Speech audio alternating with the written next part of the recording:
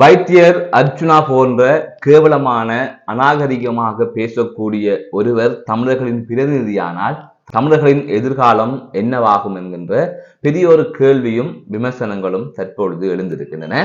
இது தொடர்பாகத்தான் இந்த தொகுப்பில் விரிவாக பார்க்க இருக்கின்றோம். வைத்தியர் அர்ச்சுனா இந்த பெயர் தான் தற்பொழுது வைரலாக பேசப்படுகின்ற பெயர். அதாவது சரியாகவோ பிழையாகவோ நேர்மையாகவோ எதிர்மறையாகவோ பல தமிழர்களாலும் தொடர்ந்து பேசப்பட்டு வருகின்ற ஒரு பெயராக இருக்கின்றது. அதே போல சர்ச்சையை ஏற்படுத்துகின்ற பெயராகவும் இருக்கின்றது. இந்த வைத்தியர் அர்ச்சுனா சாவச்சேரி வைத்தியசாலையில் பணியாற்றுகின்ற போது அந்த வைத்தியசாலையில் இருக்கின்ற பிரச்சனைகளை வெளியிலே கொண்டு வந்தார். அப்போது உலக தமிழர்கள் அனைவருமே அவருக்கு ஆதரவு அளித்திருந்தார்கள்.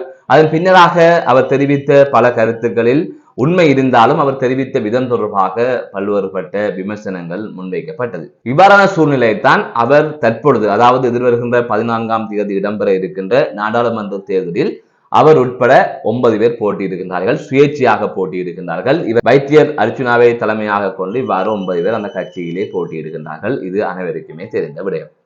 தற்பொழுது இதிலே பேச இருக்கின்ற விடயம் என்னவென்று சொன்னால், ஒரு இப்படியாப்பட்ட நபரை மக்கள் பிரதிநிதிகளாக ஆக்கினால், அதாவது இவர் ஒரு நாளைக்கு எம்பி ஆனால் இந்த மக்களின் நிலை என்னவாகும், அல்லது மக்கள் பற்றிய பார்வை வெளி உலகத்திலிருந்து பார்க்கும் போது எப்படி இருக்கும் என்கின்ற பல கேள்விகள் விமர்சனங்கள் இருக்கின்றது. அதை ஏன் சொல்லுகின்றேன் என்று சொன்னால், அர்ஜுனாவிடம் நேர்மை இருந்தாலும் சில விடயங்களை தைரியமாக பேசுகின்றார். சில விடயங்கள் சொல்லுகின்ற போது அது உண்மையாகத்தான் இருக்கின்றது. அப்படி இருந்தாலும் ஒழுக்கம் என்கின்ற ஒரு விடயம் மிக முக்கியமாகின்றது. இங்கு ஒழுக்கம் இல்லாத ஒரு தலைவர்களை மக்களின் பிரதிநிதிகளாக வைத்துக் கொள்வதில் எந்தவித நியாயமும் இல்லை என்று நான் நம்புகின்றேன். அதாவது ஒரு தலைவர் ஒரு நிதானமாகவும் ஒழுக்கமாகவும் ஒரு கருத்தை அல்லது ஒரு கொள்கையில் நிற்பவராகவும் இருக்க வேண்டும். ஆனால் வைத்தியர் அர்ச்சுனா அப்படி அல்ல. கடந்த ஜனாதிபதி தேர்தலில் கூட பார்த்திருப்பீர்கள், ஒருக்கா சங்குக்கு ஆதரவு வந்தார், ஒருக்கா சஜித்துக்கு ஆதரவு வந்தார், ஒருக்கா அனுரவுக்கு ஆதரவு வந்தார். இவ்வாறு அடுத்தடுத்து பாய்ந்து கொண்டு திரிந்தார். இம்முறையும் அப்படி நடந்திருக்கும். ஆனால் அவரே இந்த முறை போட்டியிடுவதால் ஊசிக்கு வாக்களியுங்கள் என்று சொல்லிக் கொண்டிருக்கின்றார்.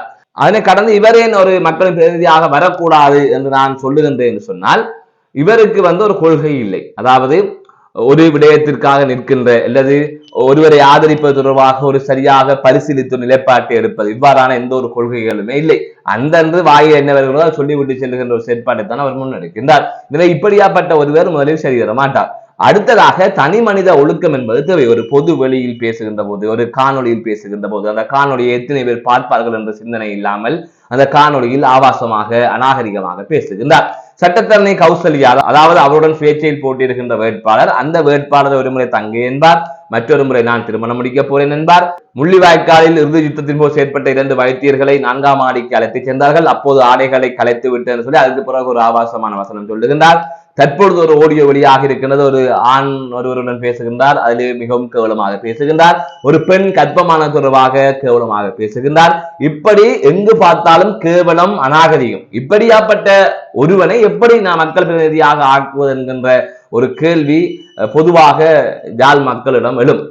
காரணம், ஒரு சரியான ஒரு பிரதிநிதியாக ஒருவர் இருக்க வேண்டும். அதாவது மற்றவர்கள் எல்லாம் திறமா, அந்த நாடாளுமன்ற உறுப்பினர் அங்கே அந்த பொம்பளையை கொண்டு வைத்திருந்தார், இவர் இங்கே இதை செய்தார் என்று பல கேள்விகளை நீங்கள் கேட்கலாம். ஆனால் எதுவுமே ஆதாரமாக இல்லை. அதாவது பொது வெளியில் அது உறுதிப்படுத்தப்பட்டால் அது ஆறாக இருந்தாலும் அவர்களை நோக்கி நாங்கள் கேள்வி எழுப்புவோம். எனவே அவர் மறைமுகமாக செய்கின்றார் என்று நாங்கள் ஊகத்தில் ஒரு விஷயம் காய்த்துக் கொண்டிருக்க முடியாது. ஒரு உதாரணத்திற்கு இன்று அனைவருமே கொள்ளைக்காரர்களாக இருக்கிறார்கள், ஒருவரிடமே நேர்மை இருக்கிறதில்லை. அப்படி இருக்கின்ற போது ஒரு களவெடுத்து பிடிபட்டால் அவரை நாங்கள் பொலிசிடம் ஒப்படைக்காமல் இல்லை சட்ட நடவடிக்கை எடுக்காமல் அவரை அனுப்பிடுமா. இங்க எல்லாருமே கள்ளன்னா அவன் களவெடுக்கலாம் தெரியுமா உங்களுக்கு என்று அனுப்பிடாது. ஆகவே ஒரு விடயம் தெரிந்து விட்டது, ஆதாரபூர்வமாக நிரூபிக்கப்பட்டு விட்டது என்று சொன்னால் அவர்களுக்கான தண்டனையை கொடுப்பதுதான் சரி. அதே போலதான் இவர் தனிப்பட்ட ரீதியில் கலைத்தது வேறு.